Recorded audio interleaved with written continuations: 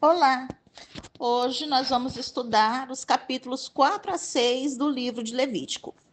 Este capítulo 4, ele trata do sacrifício pelos pecados dos sacerdotes, e a partir do versículo 27, fala do pecado por ignorância de qualquer pessoa.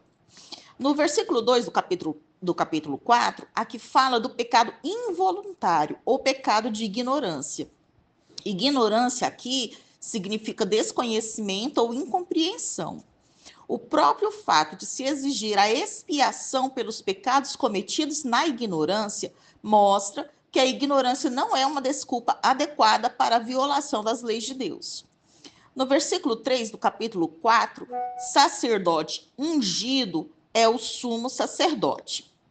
Seu pecado tem como consequência imediata o escândalo do povo e requer expiação mediante o animal mais caro, um novilho. Deus requeria o sacrifício pelo pecado cometido por ignorância, fraqueza ou involuntariamente, para que o perdão fosse concedido.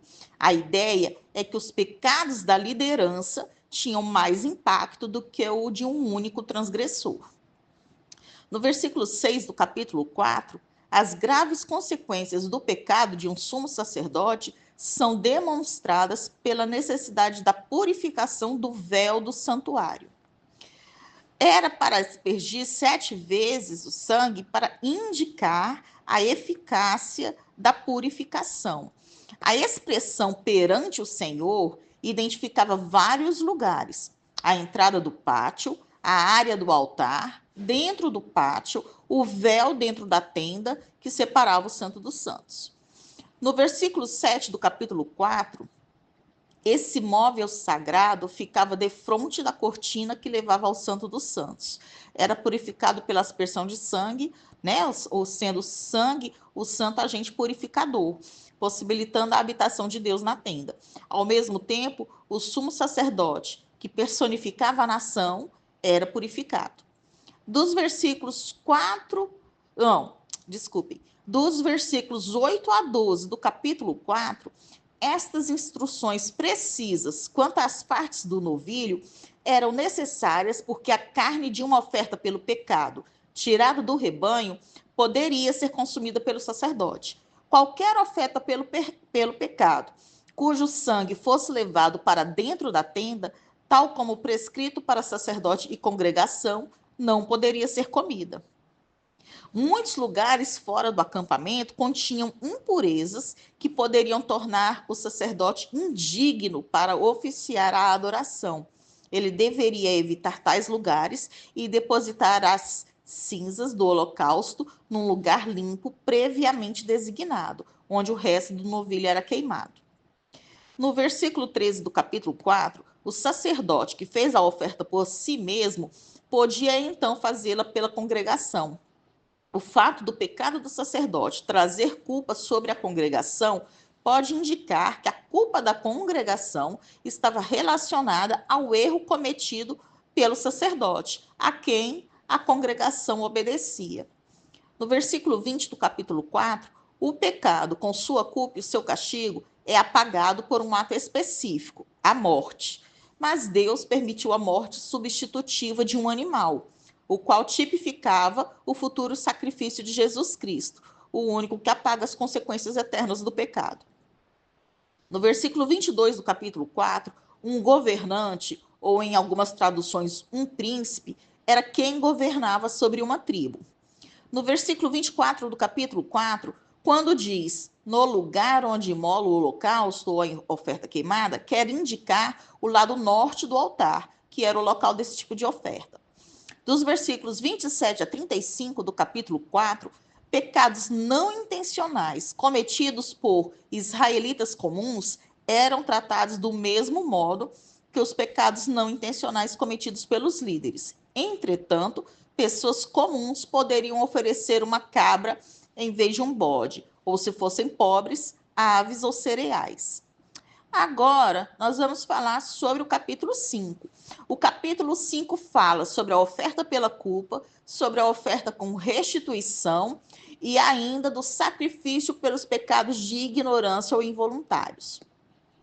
Dos versículos 1 a 4 do capítulo 5, as instruções sobre a oferta pelo pecado fornecem 4 casos de exemplo. Primeiro, pessoas que pecaram ao testemunhar na corte, no tribunal. Segundo, pessoas que ficaram contaminadas por terem tido contato com um animal imundo. Terceiro, pessoas que ficaram contaminadas por terem tido contato com um indivíduo impuro.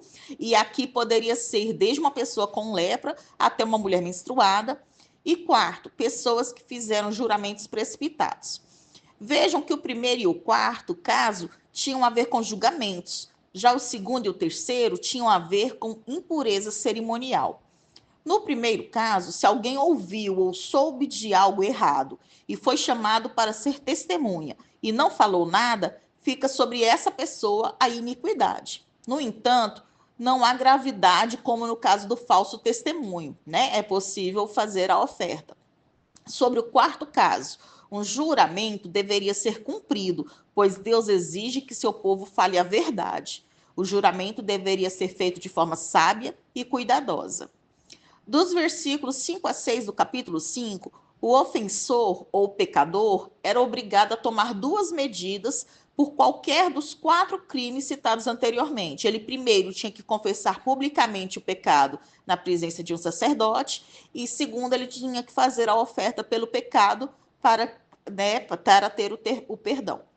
Dos versículos 7 a 13 do capítulo 5, o derramamento do sangue no sacrifício pelo pecado era importante por tipificar a morte de Jesus e o derramamento do seu sangue na cruz, para a expiação dos nossos pecados. Mas o que ocorria aos que, por serem tão pobres, não podiam adquirir um cabrito ou um cordeiro para o seu sacrifício? Deus requeria que eles também confessassem os seus pecados, trouxessem uma oferta e buscassem o seu perdão. Daí o Senhor estipulou que tais pessoas podiam trazer como sacrifício rolinhas ou pombinhos, ao invés de cabritos ou cordeiros. E se fossem tão pobres, ao ponto de não poderem nem apresentar as aves, eles podiam trazer um pouco de farinha fina e Deus a aceitaria como sacrifício pelo pecado. Dos versículos 14 a 16 do capítulo 5, o sacrifício pela culpa era requerido quando alguém, de propósito ou não, apoderava-se da propriedade alheia.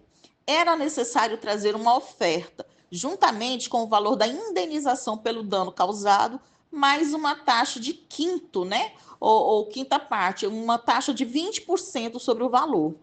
Essa oferenda também era requerida quando alguém involuntariamente violava qualquer uma das coisas consagradas ao Senhor. Dos versículos 17 a 19 do capítulo 5, aqui é quando a pessoa cometeu o pecado, transgrediu a lei sem saber. Esses versículos concernem a pessoa que suspeite ter transgredido a lei divina, ou a pessoa que não tenha certeza a esse respeito. É um remédio sacrificial para aqueles que têm uma consciência inquieta. Neste caso, não há qualquer exigência de reparação financeira, pois a natureza do delito é incerta, mas há necessidade de oferta pelo pecado involuntário ou de ignorância. Agora nós vamos falar sobre o capítulo 6. O capítulo 6 se refere aos sacrifícios pelos pecados voluntários ou oferta pela culpa. Também fala sobre as leis da oferta queimada, da oferta de alimentos e a lei da oferta pelo pecado. Estas são instruções adicionais para regulamentar as ofertas já descritas. A ênfase antes tinha sido colocada sobre o aspecto das ofertas que diziam respeito à prestação de contas que o pecador tinha que fazer com o próprio Deus. E agora se regulamenta a participação dos sacerdotes e dos ofertantes. Nos versículos 1 a 7 do capítulo 6, são listados 6 exemplos de pecado. Primeiro, retenção ilegal de propriedade alheia obtida por depósito para custódia. Segundo, retenção ilegal de propriedade alheia obtida por investimento feito em um negócio. Terceiro, roubo. Quarto, propriedade obtida ilegalmente, defraudando o próximo, ficando com bens perdidos. Quinto, ficar com bens perdidos. E sexto, jurar falsamente contra o próximo. A transgressão contra o próximo requer a restauração do valor perdido, mais o acréscimo da quinta parte, né, dos 20%, e a oferta de um sacrifício a Deus. No versículo 9 do capítulo 6, a oferta queimada diária estipulava que a carne assasse até o amanhecer. Dos versículos 10 a 11 do capítulo 6, o sacerdote que tinha a obrigação de limpar as cinzas do altar, depois de ter sido oferecido um holocausto, usava para isso vestes especiais, que eram os calções de linho e a túnica de linho, né? Que eram laváveis. E eles se usavam tão somente para o contato direto com o altar. Quando removia as cinzas a cada manhã, ele deixava as cinzas ao lado do altar, trocava suas vestes, colocava as roupas normais de sacerdote e depois removia as cinzas para algum lugar limpo ou em um monte de cinzas designado. Dos versículos 12 a 13 do capítulo 6, as ofertas contínuas, que se ofereciam 2 vezes ao dia, sem falta, eram uma expressão de dedicação de Israel ao Senhor.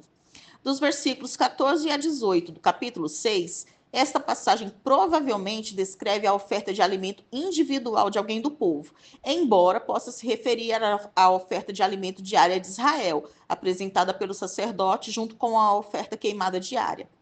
Estatuto perpétuo ou estatuto para as vossas gerações identifica este alimento como uma das várias dádivas de Deus para o serviço dos sacerdotes. Todo aquele que tocá-las será santo é uma advertência aos leigos para que não tocassem no alimento consagrado a Deus em sacrifício. O contato com o alimento sagrado tornaria uma pessoa ritualmente santa. Aqueles que incorressem em tal santidade eram colocados provavelmente sob restrições como as que regulavam a atividade dos sacerdotes. E só para lembrarmos aqui, Davi, ao fugir de Saul, se alimentou com pães dos sacerdotes.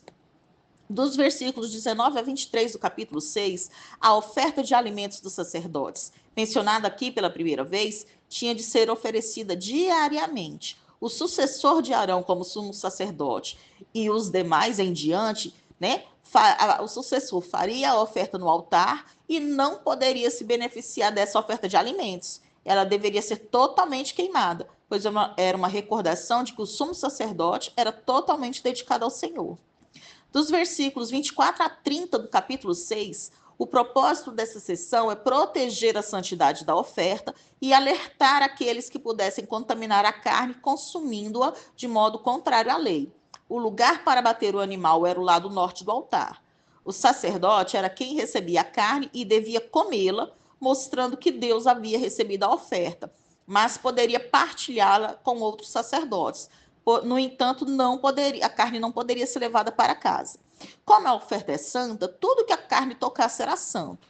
Assim, se as vestes do sacerdote fossem sujas do sangue aspergido, ao lavá-las, se ele fosse lavá-las em um vaso de barro, este vaso deveria ser quebrado, pois o barro é um material poroso e absorveria o sangue do animal.